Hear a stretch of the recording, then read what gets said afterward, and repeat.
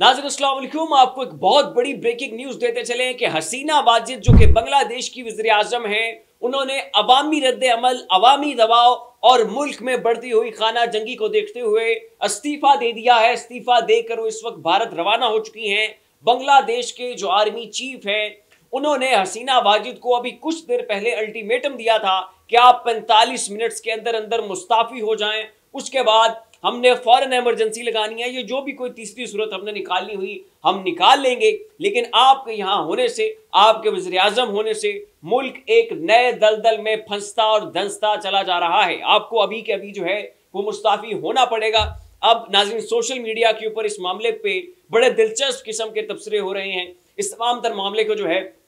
पाकिस्तान की सियासत के साथ कनेक्ट किया जा रहा है और ये कहा जा रहा है कि पाकिस्तान में भी इनकलाब की फिजा बन सकती है। पाकिस्तान में भी ऐसे अगर लोग सड़कों के ऊपर निकलेंगे तो हसीना वाजिद जैसे हुक्मरानों को जमी बोश होना पड़ेगा, घुटने टेकने पड़ेंगे। अवाम की विल के सामने कोई नहीं टेक सकता है। और हसीना वाजिद का नाज़रीन अब क्या मुस्तकबिल है, बांग्लादेश के अंदर लड़ाई क्यों पड़ी हुई थी और इसका ये नतीजा क्यों निकला, इन तमाम तर मामलात के ऊपर बात करेंगे। लेकिन उससे पहले आपसे रिक्वेस्ट है कि इस चैनल को सब्सक्राइब करें। हमारा ये चैनल ज़ाविया उन तमाम तर मामलात की कवरेज कर रहा है कि जो सोशल मीडिया के ऊपर जिन मौज़ूआत को, जिन एस्पेक्ट्स को जो है वो कवरेज नहीं मिल रही है। तो नाज़रीन, बात शुरू कर लेते हैं हसीना वाजिद वाले सारे मामले की डिटेल से कि ये जंग और ये खाना जंगी जो है इसका आगाज़ कैसे हुआ।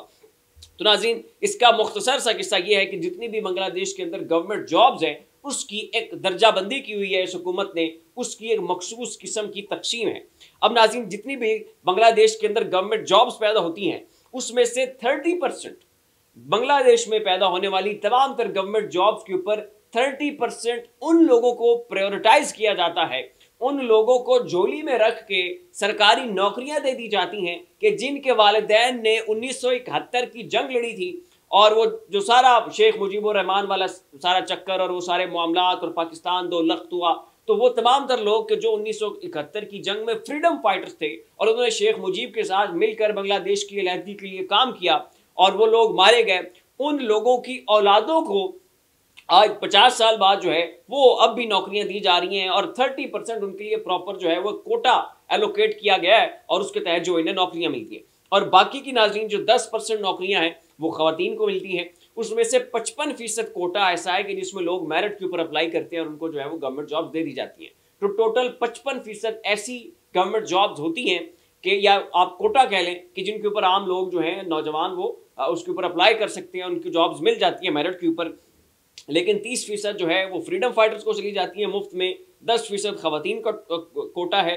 5% ट्राइबल कोटा है और 1% जो है वो माजूर लोग जो हैं उनको सरकारी नौकरियां जो है उनको वहां पे अकोमोडेट किया जाता है। अब ये जो नाज़रीन लोग सड़कों के ऊपर निकले हुए थे, नौजवान गुज़श्ता कई दिनों से बांग्लादेश में निकल कर एहतजाज कर रहे थे, इनका ये कहना था कि जनाब बहुत पुराना दौर जो है वो अब गुजर गया, आज एक नई सदी का आगाज हो चुका है। 71 की जंग पता नहीं कहाँ की कहाँ रह गई। अब जो है आपने इतनी दहाइयों तक उन लोगों को अकोमोडेट किया है, उनके बच्चों को नौकरियां दी हैं, ये 30% मुफ्त का माल जो है आपने उन्हें दिया है। लेकिन अब दौर तब्दील हो चुका है, अब हालात वाक़यात मुख्तलिफ हैं, अब उस माजी में से निकल आए और इस 30% कोटे को ख़त्म कर दिया जाए।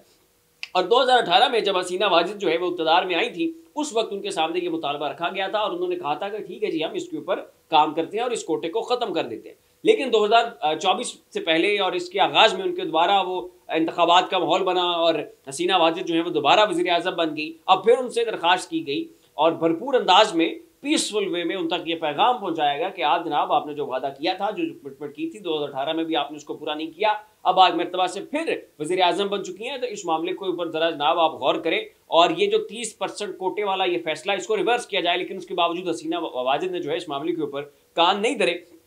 तो तुलबा जो है वो फिर सड़कों के ऊपर निकल आए, उन्होंने भरपूर तरह से एहतजाज किया और अब तक जो है नाज़रीन एहतजाज के नतीजे में 300 नौजवान जो हैं वो जान की बाजी हार चुके थे और अब जो है मजीद इन एहतजाजों में जो है वो शिद्दत आने का खतरा था। ये भी कहा जा रहा था कि ये तमाम तर लोग जो हैं ये हसीना वाजिद की जो सरकारी रिहाइशगाह है उसके ऊपर हमला बोल देंगे और ठीक वैसे ही जैसे हसीना वाजिद के जो वालिद साहब थे शेख मुजीबुर रहमान, उनको उनके घर में कत्ल कर दिया गया, इनका पूरा ख़ानदान तहतीक कर दिया गया, ऐसे ही हजूम जो है इनके घर में घुसा था। लंबी तारीख है नाज़रीन, फिर किसी दिन इस मामले की डिटेल हम आपको बताएंगे।